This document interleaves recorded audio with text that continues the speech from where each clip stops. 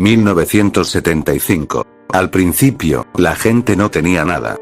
Sus cuerpos les dolían, y sus corazones solo contenían odio. Lucharon incesantemente, pero la muerte nunca llegó. Se desesperaron, paralizados en el atolladero eterno. Aún no recuerdo cómo llegué aquí, aún no tengo claro por qué estoy aquí. Tras luchar y luchar por resolver mis dudas, no lo consigo.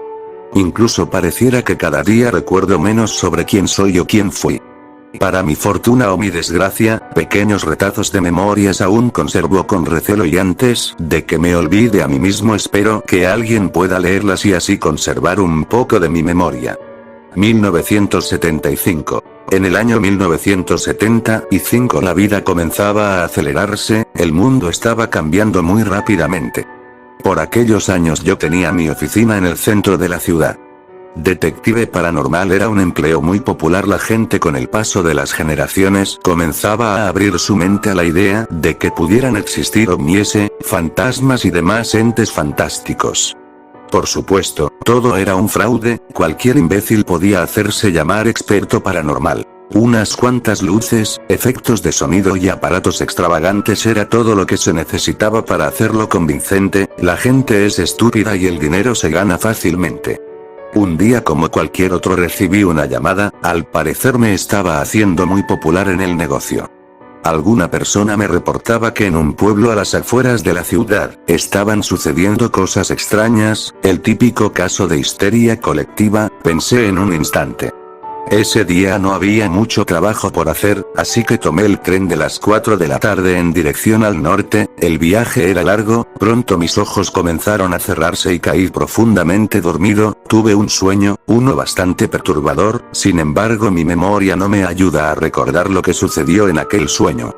Solo me queda la sensación que tuve al despertar, se sentía todo tan vacío. Estoy abusando de los narcóticos, pensé al llegar a la estación adecuada, tomé mi equipaje y bajé del tren. Un carruaje me esperaba para llevarme al pueblo. Por lo que me contó el cochero, los autos no podían acceder al pueblo ya que los caminos aún no estaban pavimentados y podría ser muy peligroso intentar entrar en un auto. El cochero estaba parloteando no sé qué cosas, yo estaba muy ocupado pensando si esta gente tendría suficiente dinero para pagarme y mejor aún, cuánto más podría llevarme a los bolsillos. La luz del sol cada vez se hacía más tenue, la noche estaba por caer. Con un súbito y brusco movimiento el cochero aceleró la marcha, no presté mucha atención a eso, mientras más rápido llegara más rápido podría salir de ahí. En realidad no me gustaba salir mucho de la ciudad, mi mente urbanizada no soportaba mucho estar fuera de su ambiente. Cuando al fin llegamos la gente me recibió de forma muy amable pero no era nada especial, ningún rostro se me hacía interesante, solo era gente y nada más. Pero el pueblo era otra cosa, siempre observaba en qué condiciones mantenían sus viviendas, eso siempre me decía que también podían pagar. Desafortunadamente parecía un pueblo muy pobre, no había ninguna vivienda, solo pequeños edificios y negocios retirados unos de otros, como si la civilización se hubiera detenido allí. Un edificio sobresalía del resto, era enorme como un hotel, me enteré que toda la gente vivía ahí, era como una vecindad gigante. ¿Por qué demonios viven así? Pensé. Me llevaron hacia una habitación, aquella sería mi lugar de estancia mientras resolvía el caso. Era una habitación bastante normal. Había una cama, un pequeño escritorio, una silla, baño, todo muy común. Sin embargo algo llamó mi atención, no había ninguna ventana y, haciendo un poco de memoria, en la fachada del edificio tampoco observé ninguna ventana. No hice ningún comentario, no quería causar una mala impresión con esta gente. Desempaqué mis cosas, mis aparatos de investigación, un poco de ropa y todo lo necesario para llevar a cabo una buena farsa. Me disponía a salir al lugar donde se suscitaban los eventos más extraños. Comencé a descender por las escaleras, era un edificio bastante grande así que solo llevé los aparatos necesarios, todo estaba muy tranquilo, toda la gente estaba dentro de sus hogares, no había ningún alma fuera, o al menos eso creí. Justo llegué a la puerta de salida y para mi sorpresa estaba cerrada a cal y canto. Candados, cadenas, cerrojos. En ese instante un escalofrío me recorrió el cuerpo entero. ¿Que quieren impedir que entre, o que salga? Pensé, subí a mi habitación con esa duda en la mente, me recosté en la cama. La incertidumbre no se apartaba de mi mente. ¿Qué esconde este lugar? Esa pregunta rondaba una y otra vez por mi mente. Cuando mi mente estuvo por fin un poco más calmada, tomé la decisión de quedarme, pero solo hasta que me pagaran. Tal vez no tenían mucho dinero, pero seguro algo de valor obtendría de ellos. Además, no iba a hacer un viaje al fin del mundo sin conseguir algo. Mi codicia pudo más que mi incertidumbre. El día por fin llegó, desperté, por alguna extraña razón me sentía cansado, me vestí y tomé de nueva cuenta mis aparatos. Salí al pueblo, la gente realizaba sus tareas diarias, todo parecía muy tranquilo.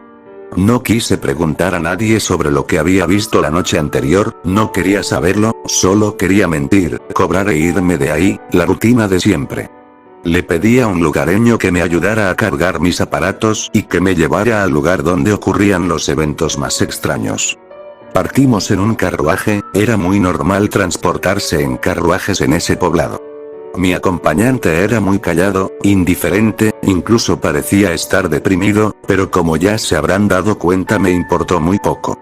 No tardamos mucho en llegar en el lugar, había un enorme río pero parecía poco profundo, había también árboles gigantescos que parecían guardianes de aquel sitio.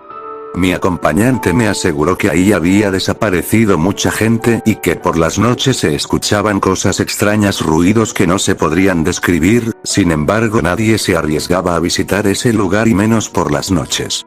Saqué mis ostentosos aparatos y comencé con la farsa.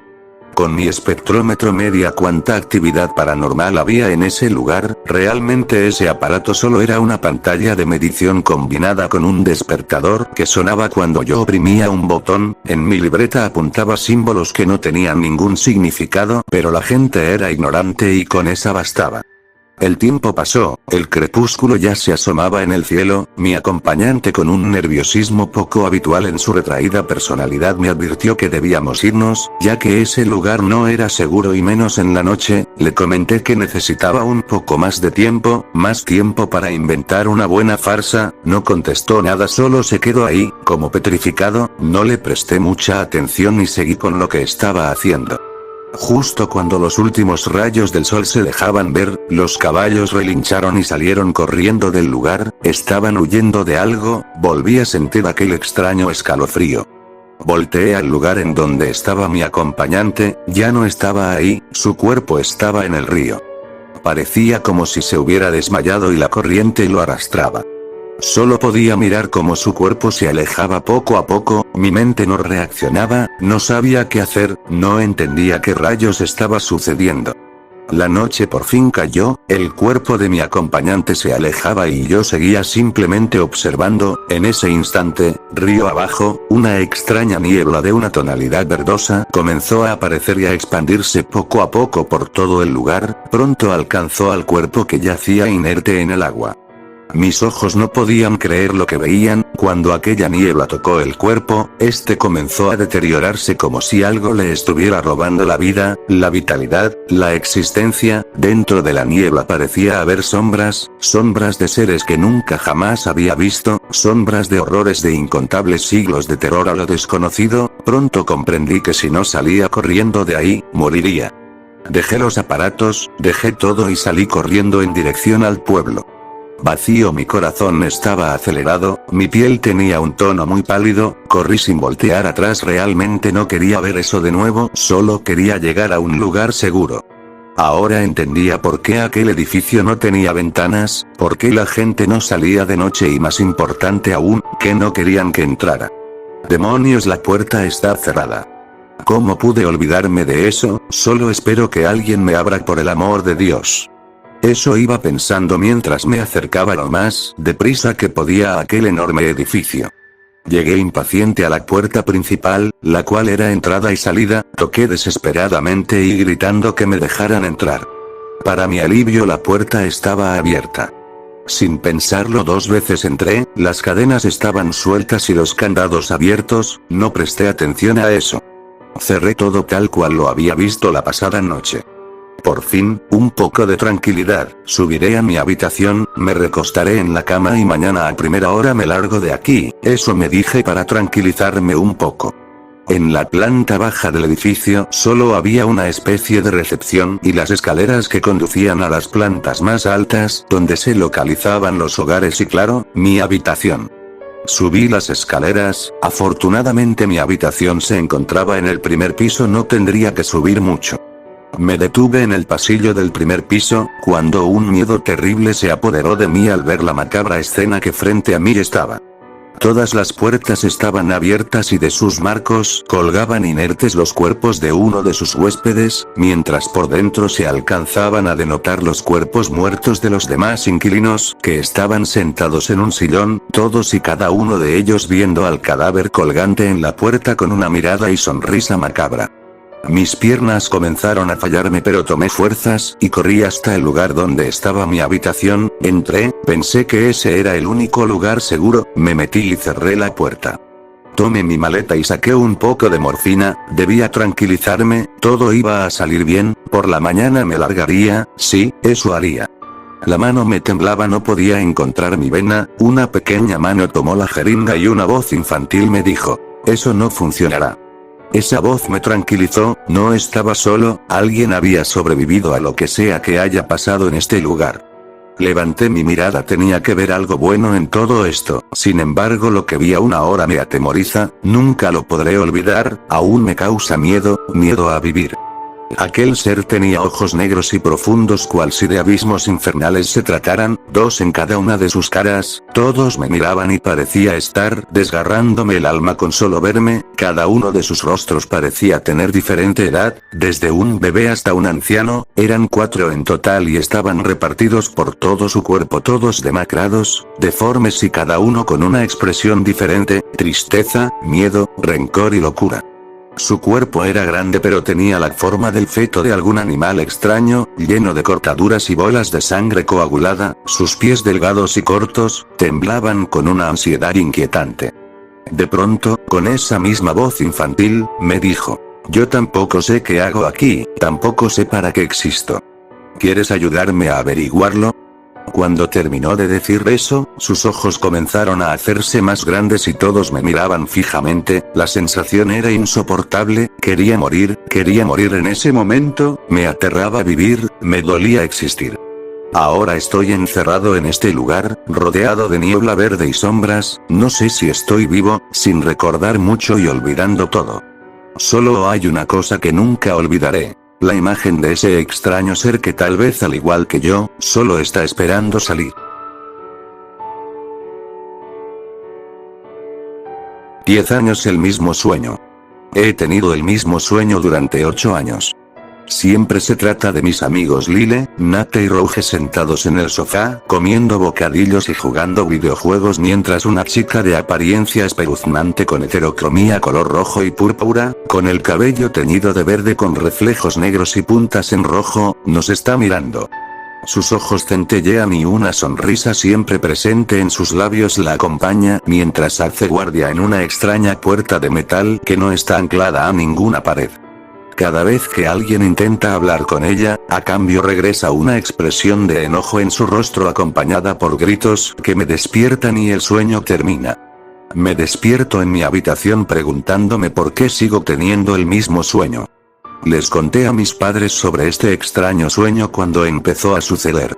Me dijeron que era algo extraño, pero que probablemente no era algo por lo que debiera preocuparme y que no debía decir a nadie sobre esto, así no sería objeto de burlas.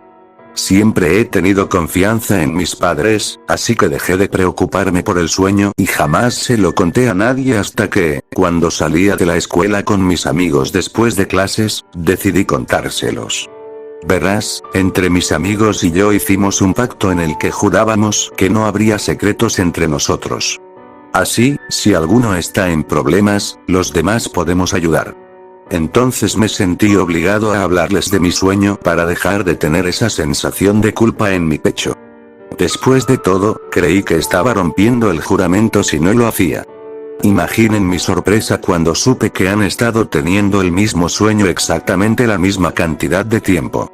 Nos pareció extraño y estábamos asustados, así que decidimos no decir a nuestros padres pues pensarían que estábamos mintiendo. Como es usual, tuve el mismo sueño esa noche. Solo que en esta ocasión miré a mis amigos y les susurré, ¿es mi sueño o el de ustedes? Me miraron con incredulidad y dijeron, creo que todos estamos compartiendo el mismo sueño. Entonces lancé la siguiente pregunta. ¿Alguno de ustedes sabe lo que la chica espeluznante resguarda en la puesta de allí? Todos me negaron con la cabeza. Luego pudo escucharse el grito. ¿Qué están haciendo ustedes cuatro? Vuelvo la vista a mi espalda y pude ver cómo nos veía con una mirada de enojo en su rostro que prometía dolor. Reuní todo el valor que tenía y le mentí en un intento por salvar el pellejo. Estamos discutiendo la estrategia del juego para poder superar este nivel. Ella se burla y regresa a cuidar la puerta. Regreso a ver a mis compañeros y Lee le dice, esta es la primera vez que interactuamos con ella sin que nos saque del sueño. Rouge mira a los tres y dice, despertemos y reunámonos en el mundo real para hablar sobre esto. Nate está de acuerdo y se dirige a la chica para decirle algo que la hace enojar y nos saca del sueño. Nos reunimos en la biblioteca y discutimos lo que había sucedido. Se nos ocurrió un plan para enfrentar a la chica, atarla y exigirle respuestas. Pero mientras discutíamos este plan, un chico conocido como el solitario de la escuela se acercó y me entregó una nota. Me dijo, ¿querrás leer esto antes de hacer lo que piensas hacer? Antes de que pudiera cuestionarlo, ya se había retirado. Intentamos seguirlo, pero después de dar vuelta en una esquina del pasillo, se perdió entre la multitud. Mis amigos y yo nos miramos desconcertados, preguntándonos de qué diablos se trataba esto. Abrimos la nota y había un dibujo. Éramos nosotros y la chica que hacía guardia en nuestro sueño. El dibujo de la chica estaba atado con las palabras, no hablar escritas sobre ella. El dibujo nos situaba en la puerta. Decía que si se abría la puerta quedaríamos libres de este sueño. Mis amigos y yo estábamos conmocionados. ¿Cómo supo lo que habíamos descubierto? ¿Qué demonios era todo esto? Decidimos tomarnos la nota en serio y hacer lo que indicaba, sin importar lo espeluznante que se escuchaba. Nos armamos para nuestra próxima batalla, por así decirlo. Esa noche el sueño inició e hicimos todo con normalidad con el fin de no levantar sospechas. Durante lo que parecía una eternidad, esperamos el momento ideal para atacar. El momento preciso era cuando apartaba sus ojos de nosotros. Todo esto sucedió después de lo que creímos era 1 hora y 13 minutos, atacamos y dado que era nuestro sueño, soñamos con un poco de cuerda, tirarla y atarla no resultó tan difícil después de todo. Todos pudimos ver su expresión de ira y enojo. Caminamos hacia la puerta y cuando estábamos a punto de abrir pudimos escuchar, abre esa puerta y los mataré a todos. Después regresó a ver a Nate y le dijo en un profundo y escalofriante susurro apenas audible, empezando por ti. Nos miramos unos a otros preocupados por la integridad de Nate. Estábamos a punto de regresar hasta que Nate dijo, al diablo con este bicho raro. Fox, abre la puerta. Lo miro y sonrío. Mis amigos y yo nos volvemos hacia la puerta e ignoramos a la chica gritando que no abriéramos la puerta. Una luz brillante inunda la habitación después de abrir la puerta. Veo a mis amigos y camino a través de ella. Me despierto con el sonido de la alarma. Abro los ojos y veo blanco por todas partes. Después de ver a mi alrededor me doy cuenta de que estoy en una habitación de hospital. A mi lado hay 3 camas con mis amigos sobre ellas. Parece que también acaban de despertar. Rápidamente pregunto, ¿dónde estamos, chicos? Me miran y tampoco saben nada. Un doctor ingresa y dice, increíble, se han despertado al mismo tiempo. Es un milagro. Nate dice, ¿qué quiere decir, doctor? El doctor dice, bueno, Leo. Tú, junto con Ryan, Don y Tim han estado en coma desde hace 10 años. Luego, el doctor nos dice algo que nos deja sin palabras. Resulta que antes de nuestro sueño nunca nos conocimos. Ni siquiera estudiábamos en la misma escuela. De alguna forma nuestros sueños se vincularon y así fue como construimos una nueva identidad de nosotros mismos. Supongo que nos habíamos olvidado de quiénes éramos. Y tampoco es que importara mucho en aquel momento. Ya han pasado 5 años desde esto. Mis amigos y yo todavía nos hablamos y ahora asistimos a la universidad. La única razón por la que cuento esto es porque hace poco recibí una carta por correspondencia. El sobre estaba en blanco, así que tomé una máscara y lo retiré de mí por si contenía algún veneno. No era veneno, simplemente era una carta. Una carta en la que se podía leer: solo porque han pasado 5 años no significa que se terminó.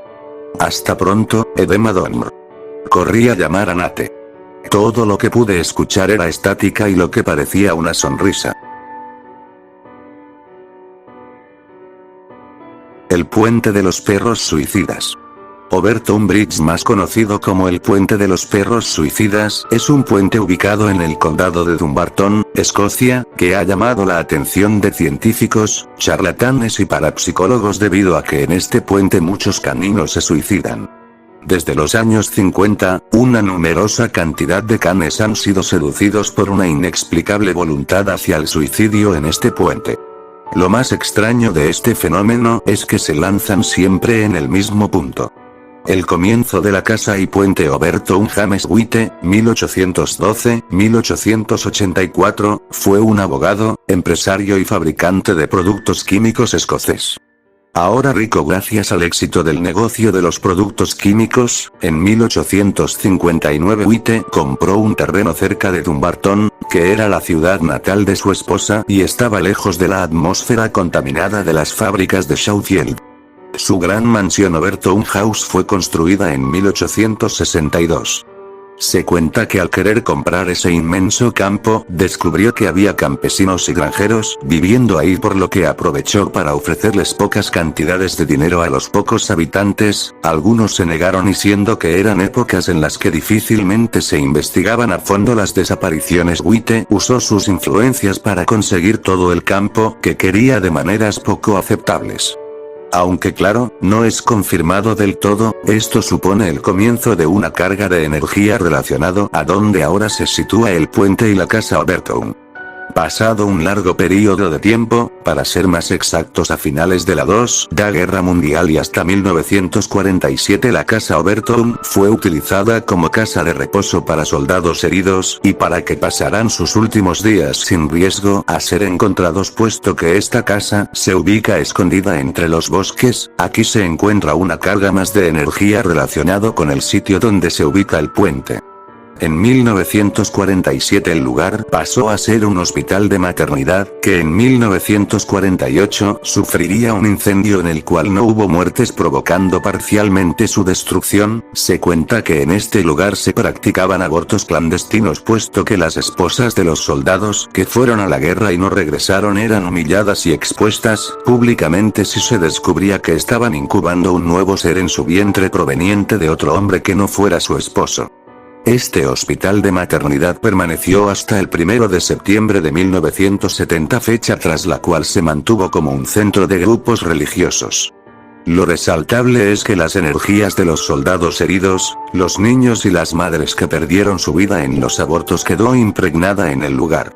Perros que saltan del puente. Y es que los perros tienen muy desarrollado el sexto sentido, pueden ver fantasmas y percibir energías sutiles, de modo que no es extraño pensar que hayan sentido las impregnaciones energéticas de los soldados heridos y de quienes estuvieron en el incendio, además de las presencias de los fantasmas que, según cuentan quienes viven por la zona, habitan en la Overtoun House. Por otro lado, en la mitología celta el área de Overtoun es un team place, esto es, un lugar en que se vuelven mucho más delgadas las fronteras entre el más allá y el mundo en que vivimos. Sin embargo, todo esto no explica del todo por qué saltan del puente y, más aún, por qué saltan siempre en el mismo lugar. Se mencionan avistamientos de caninos arrojándose al vacío del puente desde 1950, llegando a acumular la numerosa cantidad de más de 600 perros, que por cuenta propia o por una fuerza misteriosa, han decidido arrojarse del puente, con un número poco mayor a 50 que perdieron la vida al instante. Testimonios de psíquicos que han visitado el puente. Catriona Malan, la líder del grupo de 10 psíquicos de la SSPR, Sociedad Escocesa para la Investigación Psíquica, dijo que había niños, y varios mencionaron a una mujer victoriana en un chal gris, en el otro extremo del puente, y que 3 personas se sintieron ansiosas, deprimidas o desorientadas, y 4 experimentaron sentimientos negativos. Pero aún más espeluznante fue el testimonio del psíquico John de Glasgow, quien contó lo siguiente. Sentí que un montón de niños me agarraban las piernas mientras caminaba a través del puente, y me sentí atraído hacia el lado derecho. Me sentí muy mal e incómodo en ciertas partes, y a veces era como si me estuviese hundiendo a través del puente. Corroborando lo anterior, el psíquico Mishka afirmó sentirse horrible en el extremo del puente más cercano al punto en que los perros se suicidaban, mismo extremo en que estaba la mujer de chal gris mencionada por Catriona Malan. También, Mishka contó haber sentido niños a su alrededor, y por si no bastase, una psíquica del equipo, que prefirió mantener su identidad en el anonimato, contó haber percibido un ministro ente y un obrero que había muerto al caer del puente, y que quizá, en este punto no estaba muy segura, ahora llamaba a los perros desde abajo del lado derecho del puente, cerca del extremo en que apareció la mujer del chal gris. Intento de explicación científica. El ectólogo David Sands-Boville, un pastor protestante que junto a su esposa dirigen un centro de acogida en Overton House desde hace más de 2 décadas, lo tienen claro. El olor de los animales que llega desde el río Overton Burn. Más precisamente, de los bisones que allí habitan. Sands dice que el suicidio de perros comenzó en los mismos años en los que se produjo la invasión del bisón americano en la zona. Este animal tiene unas glándulas que segregan una sustancia extremadamente olorosa que vuelve locos a los perros, y así lo demostró en un experimento para una televisión escocesa. Esto también explica por qué saltan los perros de hocico grande, que son mucho más sensibles al olor. Por supuesto, esta explicación no satisface a todos. Para algunos, hay 2 hechos desconcertantes de los que no da cuenta la hipótesis de Sands. 1, que todos los perros saltan aproximadamente por el mismo lugar. Y 2, que los perros que no mueren en la caída tratan de saltar de nuevo. Por desgracia, no hay pruebas que apoyen semejantes afirmaciones. Lo más desconcertante es que todos los habitantes afirman que en esa área realmente no se encuentran los mencionados bisones. Otro caso particular relacionado a Overton House. En 1994 el soldado Kevin Moy de 32 años fue al puente con su pequeño bebé. Se sabe que Kevin siempre insistió en que el puente estaba embrujado. Sea o no cierto, Kevin decía ser el anticristo, creía que su pequeño bebé de 2 semanas era Satanás, y que él y su hijo eran culpables de la guerra del Golfo, así que tenía que acabar con el mal que ambos representaban y por eso lanzó a su bebé del puente y posteriormente él mismo decidió lanzarse sobreviviendo a la caída que lo dejó gravemente herido, arrastrándose subió de nuevo al puente para volver a lanzarse sobreviviendo una segunda vez, optando por utilizar una navaja que portaba para apuñalarse de nuevo, logrando sobrevivir y siendo arrestado por la policía. Definitivamente la historia de que los perros se arrojan de este puente para quitarse la vida no es lo único escalofriante que esta casa y puente pueden contar, quizá haya numerosas historias más que desconocemos, que a día de hoy solo quedaron en eso, historias. Ángeles. Día 1. Entonces del cielo, un destello blanco dejó ciegas a las personas que andaban por las calles. ¿Qué era? Nadie lo sabía, y todos aquellos que vieron directamente al destello nunca más pudieron volver a ver. De las nubes descendieron más de 100 figuras humanoides negras, con alas de cuervo, máscaras que parecían cráneos de humanos, lanzas largas y garras en sus manos. Cuando cayeron, empezaron a acabar con todo aquel que se cruzará en su camino y con aquel que no. Trabajaban en grupos, y cada vez que uno de ellos moría otro descendía desde el cielo. Día 5. Ya algunos edificios estaban en llamas o carbonizados por los ahora llamados ángeles. Los supervivientes intentaban matarlos, junto con las autoridades de lo que quedaba del país. Pero cada vez la raza humana se extinguía más rápidamente. Los ángeles desarrollaron fuego, y lo pueden disparar con sus lanzas, parece que se divierten con eso. Ya he escuchado sus risas. Parecen puercos gritando de dolor, o algún otro animal pequeño. La única forma de ocultarse es nunca hacer ruidos, y permanecer en la oscuridad, o junto a los cadáveres. Día 18. Ya no son 189, son al menos unos 600, los cuales ahora se expandieron fuera del país. No lo sé, ni siquiera puedo sintonizar una radio sin que me ataquen. Creo que soy el único superviviente del apocalipsis. Día 54. No soporto estar más aquí. Encontraré alguna forma de salir del apocalipsis, ya no tengo comida o agua. Te quiero, Samantha. Adiós. Diario de Scott H. Henderson. Encontré esto en el sótano de mi casa, manchado de sangre.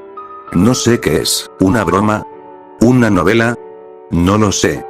Espera, ¿de dónde viene ese destello? Mi hija murió en su 6º cumpleaños. No puedo describirte cómo me siento en este momento. Lo que estoy experimentando está tan desligado de lo ordinario, que casi me he convencido de cómo he perdido mi sanidad mental. Casi. Mi esposa, Bea, murió durante el parto. Era hermosa, graciosa, inteligente. Necia. Una mujer cuya risa era tan fuerte que comer en restaurantes se mostraba como un reto. Una mujer cuya mirada era tan penetrante que disparaba un temblor en mis manos. La perdí en el nacimiento de nuestra hija, Sam. Claro que pude haber resentido a Sam. Por quitarme lo que una vez fue mío de una forma en la que nada más podía serlo. Por quitarme algo que era verdadera e intensamente puro. Pero no lo hice. Sabía que Bea nunca hubiera querido ningún resentimiento. No hubiera querido que nuestra única hija tuviera una vida estropeada por odio. Pero esto no es solamente un duelo. Esto no es sobre la manotada en la cara de perder, por siempre, algo que amé. Esto trata sobre algo más siniestro.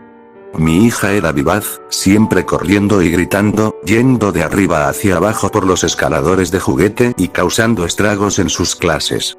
Así que, para su 6º cumpleaños, una salida al cine con sus amigos la dejó tan cargada de energía, que yo apenas si podía seguirle el ritmo en tanto se escabullía y evadía a los transeúntes de las aceras. Se giraba ocasionalmente, entre el mar de gente, y gritaba: «Papi, vamos». Su tono era casi petulante. No podía resistirme a amarla. Estaba demasiado ocupada viéndome cuando irrumpió en la calle, y el bus no tuvo tiempo de parar. Un crujido enfermizo, y el mundo entero se descaminó hacia el silencio. Acuné su forma rota en mis brazos, muy entumecido como para llorar, muy adolorido como para moverme. Lo único que podía sentir era el tibio líquido carmín impregnándose lentamente en mi ropa. Bajo el estado de shock en el que me encontraba, solo podía pensar en cómo haría para lavar mis pantalones. Suena repelente, lo sé, pero una pérdida como esa arranca todo lo que te constituye y te deja con nada más que los procesos mentales y reflexivos que nos hacen humanos. La semana siguiente es un borrón. No puedo emparejar una sola memoria con una fecha, en medio de amigos y familiares extendiendo sus condolencias, y mis aulladores quejidos que explotarían en cualquier momento. Atendí a su funeral vestido de negro. Y, por vestido, no solo me refiero a mi ropa, sino que mi propia esencia había perdido su tono. No podía sentir o pensar, y el día continuó en tanto los eventos tomaban su propio curso, habiendo yo adoptado el papel de un moribundo que permanece a flote en el agua. Todos me querían decir cosas de Sam y de lo perfecta que era, de lo angelical que era, como si no lo supiera ya. Como si no me diera cuenta del regalo que mi hija fue. Un hombre destacó del resto mientras caminó hacia mí y me entregó un libro grande de cuero. Asumí, en el momento, que era el papá de uno de los amigos de Sam dándome una colección de sus fotos juntos. O quizá me encontraba muy adormecido como para procesar sus manos frías, y como nunca hizo mención de mi hija. Por un mes, me perdí. Bebí y permanecí en nuestro apartamento vacío a solas, viendo DVDs antiguos.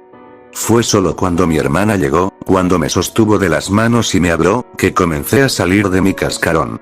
Se sentaba y escuchaba las cosas descabelladas que le decía, persuadiéndome gentilmente a abandonar las conductas que contribuían a mi depresión. Funcionó lo suficiente como para que empezara a vivir de nuevo lo que casi era una vida real. Por ese tiempo fue que abrí el libro. Había decidido que recordaría toda la alegría que Sam me había dado, y me había planteado rumiar sobre su vida sin sentirme miserable. Abrí la primera página. Era, esencialmente, una carpeta llena de fotografías Polaroid de mi hija creciendo. Fruncí el ceño. No eran del todo nítidas y habían sido tomadas desde la distancia, estando yo en algunas de ellas.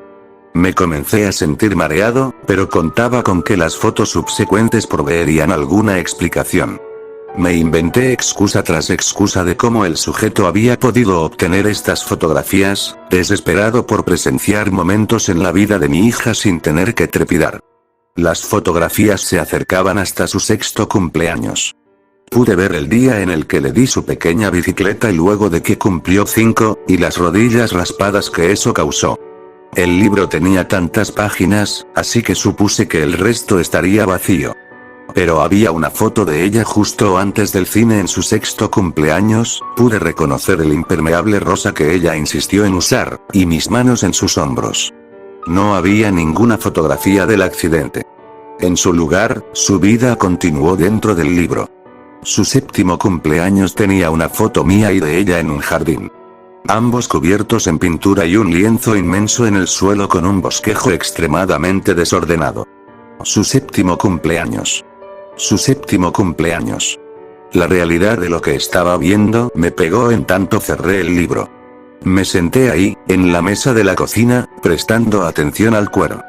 Esto debe de ser algún Photoshop sádico, me conforté a mí mismo.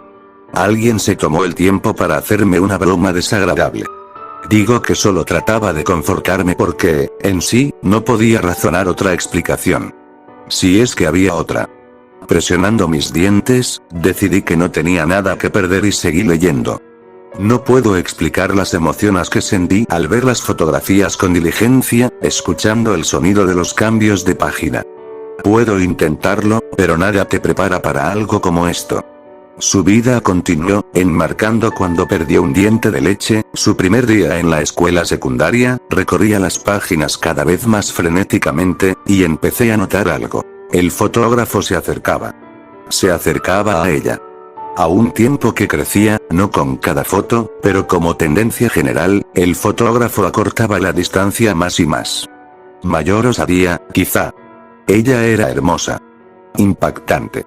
De adolescente, se veía justo como su madre. Puros rizos y sonrisas. Yo envejecí también, pero las fotos comenzaron a incluirme menos. Su cumpleaños 16 fue extraño. Un grupo de sus amigos estaba sentado afuera. Bebían de pequeños vasos plásticos en un picnic. Pero había alguien en el fondo. Cerca de los arbustos del parque en el que la escena fue capturada, se erguía una figura. No lo podrías notar de no ser por la pequeña sombra que desplegaba en el césped. Me recliné un momento y exhalé. Esto era demasiado raro. Me había enfrascado tanto en apreciar a mi niña creciendo, que no me detuve a pensar en cómo acabaría la historia.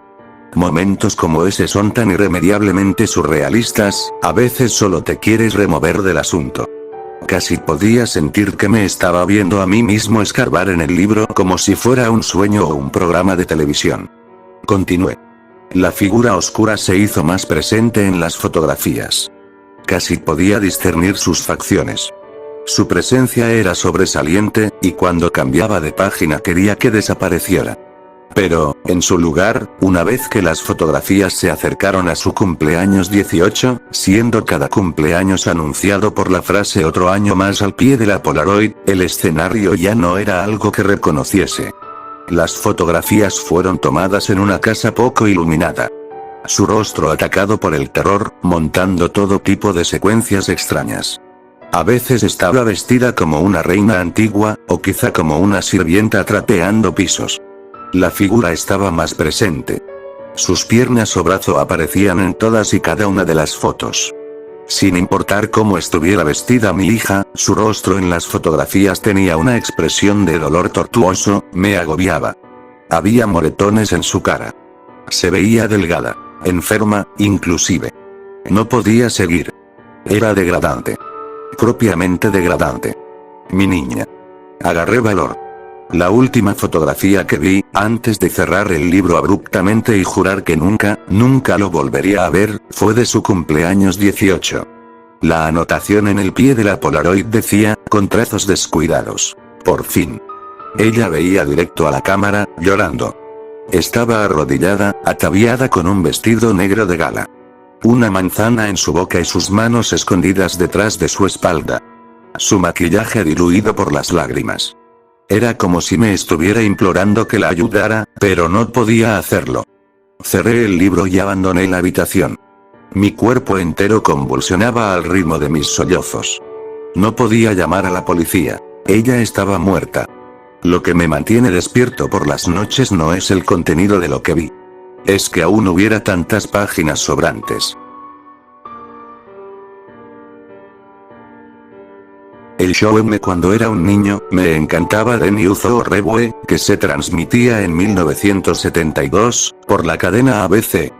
Ya sabes, el típico programa infantil con botargas de animales y todo eso. Solía verlo junto a mi mejor amiga todos los días, cosas de críos.